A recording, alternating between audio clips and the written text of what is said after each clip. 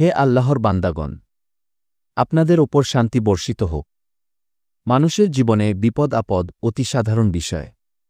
আমাদের জীবনে বিপদ আপদ অনেক কারণেই আসতে পারে। আল্লাহর অসন্তুষ্টির জন্যই হোক অথবা আল্লাহর পরীক্ষার জন্যই হোক, বিপদ আসতেই পারে।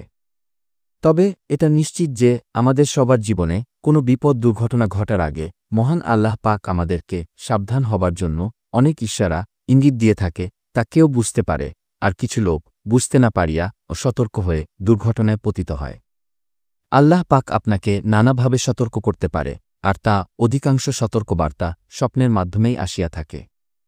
যেমন আপনি স্বপ্নে দেখলেন একটি জ্বলন্ত চাকি হঠাৎ নিভিয়ে গেল, অথবা আপনি স্বপ্ন দেখলেন আপনার মুখের সম্মুখের দাঁত পড়ে গিয়েছে, অথবা আপনি দেখলেন যে একটি তরতাজা বৃক্ষ হঠাৎ ভেঙে পড়েছে, তখন আপনি বুঝবেন আপনার অথবা আপনার আত্মীয় স্বজনদের কাহারও সামনে ভয়ঙ্কর কিছু ঘটতে যাচ্ছে।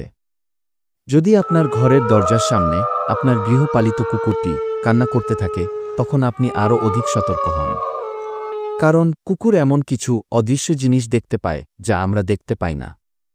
কুকুরের এমন অস্বাভাবিক আচরণ দেখলে বুঝবেন বিপদ আপনার ঘরের দরজার সামনে দাঁড়িয়ে আছে, আর আপনার অসাবধানতার সুযোগের অপেক্ষায় আছে যে কখন আপনার ঘাড়ে চেপে বসবে। যদি এমন পরিস্থিতির সম্মুখীন হন, সাথে সাথে আল্লাহর আশ্রয় গ্রহণ করেন আর আমল করা আরম্ভ করে দেন। প্রথমে আপনি আপনার হালাল সম্পদ থেকে আপনার সাধ্যমতো আল্লাহর রাস্তায় দান করে দেন, কারণ দান এমন একটি শক্তিশালী মাধ্যম যার উসিলায় আল্লাহ পাক আপনার কঠিন বিপদ তলিয়ে দেয়। এরপর আপনি যা করবেন তা হল বেশি বেশি ইস্তেগফার করেন আর রাসূল সাল্লাল্লাহু আলাইহি ওয়াসাল্লামের উপর দুরূদ পাঠ করেন। ইস্তেগফার আপনি যে কোনো একটি পড়তে পারেন, তার মধ্যে সবচেয়ে ছোট্ট ইস্তেগফারটি হল আস্তাগফিরুল্লাহ, আস্তাগফিরুল্লাহ। আর দুরূদ শরীফের মধ্যে সবচেয়ে উত্তম ও সহিহ দুরূদ হল দুরূদ-এ ইব্রাহিম। ইহা পাঠ করলে আপনি নগদ ফলাফল পাবেনই ইনশাল্লাহ। গতিকে প্রিয় ভাই বোন, যদি আপনার জীবনে ঘন ঘন বিপদ আসে, তাহলে এই দুটি আমল করেন। যেমন প্রথম নম্বরে হালাল সম্পদ দান করেন, দ্বিতীয়ত বেশি বেশি ইস্তেগফার এবং দুরূদ-এ ইব্রাহিম পাঠ করেন, আপনার বিপদ কাটিয়ে যাবে ইনশাল্লাহ, কোনো সন্দেহ নাই।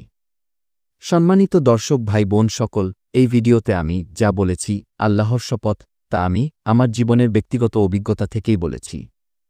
আর কার জীবনে হঠাৎ কি ঘটে যায় আমাদের কাহারও অগ্রিম জানার ক্ষমতা নেই। গতিকে আসেন আমরা আমল করি, আর আমাদের রক্ষক মহান আল্লাহ পাক আমাদেরকে রক্ষা করুক। আমিন।